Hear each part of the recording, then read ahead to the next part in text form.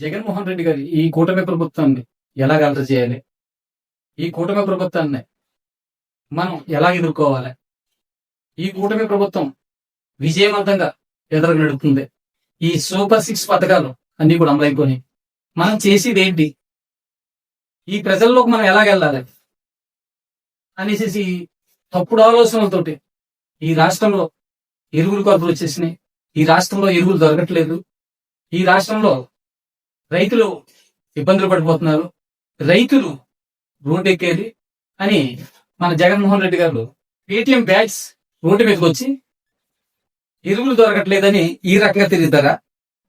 జగన్మోహన్ రెడ్డి గారు ఫ్లెక్సీలు పట్టుకుని ప్లేకార్డులు పట్టుకుని రోడ్లు ఎక్కుతారా? వీళ్ళ రైతులంటే జగన్మోహన్ రెడ్డి ఫ్లెక్సీలు పట్టుకుని రోడ్ల మీద తిరిగేవాళ్ళ? రైతు అన్న వాళ్ళు ఎరువుల షాప్కి వెళ్తారు, సొసైటీకి వెళ్ళి కొనుక్కుంటారు. అప్పుడు అక్కడ 2 చోట్ల లేనప్పుడైతే ఎంఆర్ఓ ఆఫీస్కి వచ్చి ఎంఆర్ఓ గారిని తెలియపరుస్తారు. అంతేకాని రైతు అన్నవాడు ఇలా ప్లకార్డులు పట్టుకుని రోడ్లు అన్నవాడు ఎక్కరు. ఒక పేటిఎం బ్యాచ్ ని తయారు చేస్తున్నారు ఈ జగన్మోహన్ రెడ్డి గారు. ఈ పేటిఎం బ్యాచ్ ని తయారు చేసుకుని ఈ కూటమి ప్రభుత్వంలో ఫెయిల్ అయ్యింది. ఏం ఫెయిల్ అయిందంటే సూపర్ 6 ఎంత విజయవంతంగా జరుగుతుంది. మహిళలకు ఉచిత బస్సు పెట్టారు చంద్రబాబు నాయుడు గారు. ఏమన్నారు చంద్రబాబు నాయుడు? ఈ జిల్లాలో ఎక్కడికైనా వెళ్ళొచ్చు, ఈ జిల్లాలో ఏ ప్రాంతానికైనా వెళ్ళొచ్చు అని ఫస్ట్ అమలు చేశారు. అలాంటిది వారు అమలు చేసే రోజునాడు రాష్ట్రానికి ఎక్కడికైనా వెళ్ళొచ్చు అని స్పష్టంగా వివరణ ఇచ్చారు. అంటే పథకాన్ని వారు డెవలప్ చేసుకుంటే లేదు తప్ప ఏ పథకాన్ని కూడా వారు అనదొక్కలేదు. అలాంటి చంద్రబాబు నాయుడు గారి మీద విషం కప్పుతూ మీరు ఏం చేయాలో తెలియక ప్రతిపక్ష హోదా ఇవ్వమన్నప్పుడే మీకు సిగ్గు లేదు. ఈ రాష్ట్రంలో ప్రతిపక్ష హోదా కూడా నీకు ప్రశ్న లేదు. ఈ ప్రతిపక్ష హోదా కూడా లేనప్పుడు నువ్వు ప్రతిపక్ష హోదాగానే ఇస్తాననేసి సంటి పిల్లోడు ఉదాహరణలో బాధపడుతున్నారు చూసారు మీరు. ఆ రోజే మీకు సిగ్గు లేదు జగన్మోహన్ రెడ్డి గారు. మీకు ప్రజలు ప్రతిపక్ష హోదా ఇవ్వలేనప్పుడు చంద్రబాబు నాయుడు గారు ఎలా ఇస్తారు? ప్రజలు కాదని ఇచ్చినట్టు అవుతుంది జగన్మోహన్ రెడ్డి గారు. మీరు ముందు తెలుసుకోండి, మీకు ప్రతిపక్ష హోదా కూడా ప్రజలు ఇవ్వలేదు. ఈ రాష్ట్రంలో మిమ్మల్ని అసహించుకున్నారు. అసహించుకుని మిమ్మల్ని ఎంతవరకు పెట్టాలో అంతవరకే పెట్టారు. సరే, మీరు అమోనియా దొరకట్లేదు, యూరియా దొరకట్లేదు అన్నారు కదా. గత ప్రభుత్వంలో మీ ప్రభుత్వంలోను ఈ ప్రభుత్వంలోను ఎంత ఎక్కువ సరుకు ఈ రాష్ట్రానికి దిగుమతి అయింది, ఎన్ని మెట్రిక్ టన్నులు వచ్చినాయో మన ఆర్థిక మినిస్టర్ గారు వాసంజీవి సుభాష్ గారు చాలా వివరణ చాలా అర్థమయ్యేలా చెప్పారు. వారి వివరణలోనే యూరియా కొరత అనేది లేకుండా, అదే ఇందాక చెప్పాను కదా, సెట్టిపల్లి అని ఓసీల్లో కలిపేస్తున్నారని సెట్టిపల్లి రెచ్చగొడుతున్నారు కులాంతరంగా.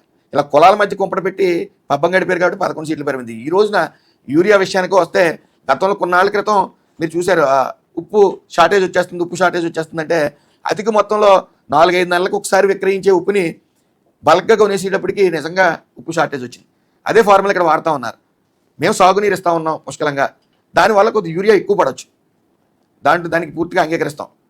అయితే ఎప్పుడైతే షార్టేజ్ వచ్చేస్తుందని విష ప్రచారం చేయడం వల్ల ఎక్కడ షార్టేజ్ వస్తుందని రైతులు ఒక్కసారిగా బల్క్గా కొనడానికి ఒక ఎకరానికి 2 బస్తాలు సరిపోద్ది మ్యాక్సిమం యూరియా. ఇప్పుడు నీరు ఎక్కువ సప్లై అవుతుంది కాబట్టి 3 బస్తాలు. అలా కాకుండా రైతులు 6 బస్తాలు షార్టేజ్ వస్తుందని 7 బస్తాలు కొనడం వల్ల అక్కడ కొద్ది ఒత్తిడి పెరిగింది. అయినప్పటికీ మీరు గమనించవలసింది ఏంటంటే, సుమారు గత ప్రభుత్వం ఏటా సగటున 5 లక్షల మెట్రిక్ టన్నులు సప్లై చేసేది.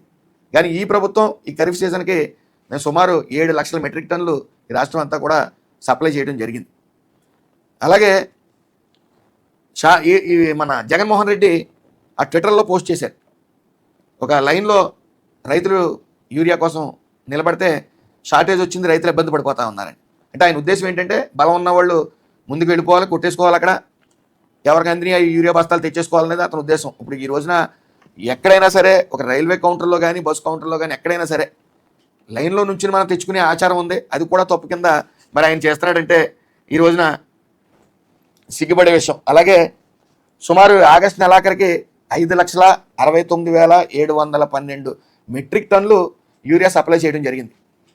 అలాగే ఈ నెలలోనే సుమారు 94,482 మెట్రిక్ టన్నులు ఇవ్వడం జరిగింది. అదేవిధంగా 11వ తారీఖు లోపు సుమారు 40,000 మెట్రిక్ టన్నులు ఇవ్వడానికి మేము సిద్ధంగా ఉన్నాం.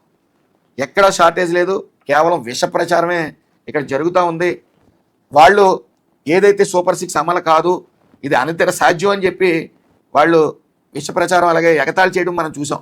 అయితే రాష్ట్ర ఆర్థిక అభివృద్ధిని సర్వనాశనం చేసాం, ఇంక ఎట్టి పరిస్థితుల్లో వీళ్ళు సంక్షేమ పథకాలను ఇవ్వలేరు, అభివృద్ధి అనేది చేయలేరనే ధీమాత ఉండేవారు. కానీ విజనరీ ఉన్న నాయకుడు నారా చంద్రబాబు నాయుడు గారు, ఆయన విజనరీతో ఈ రోజున సూపర్ 6 సూపర్ హిట్ అవడం జరిగింది. అలాగే స్త్రీశక్తి కూడా ఆ బస్సుల్లో అక్కడక్కడ చిన్న చిన్న సంఘటనలు జరుగుతుంటాయి, కామన్. అది ఇక్కడే కాదు, స్త్రీశక్తి ఇచ్చినప్పుడే కాదు, సంక్రాంతి సమయాల్లో కానీ పండగ సమయాల్లో కొద్ది రద్దీగా ఉన్నప్పుడు చిన్న చిన్న సంఘటనలు జరుగుతూ ఉంటాయి.